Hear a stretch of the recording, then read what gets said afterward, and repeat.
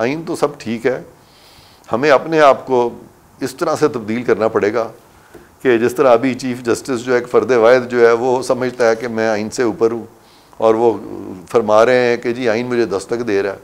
तो ये जो ज़हनियत है हम में, मुतलक़ल अनान ज़हनियत किसी चीफ जस्टिस की हो जाए या अगर किसी वज़ीर आज़म की कभी हुई है तो वो गलत था, वो नहीं होना चाहिए।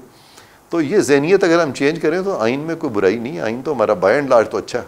अब लोग जो है ना बहुत अवेयरनेस है, जजों से ज़्यादा कानून तो अब मैं और आप भी जानते हैं, ऐसी बात नहीं है।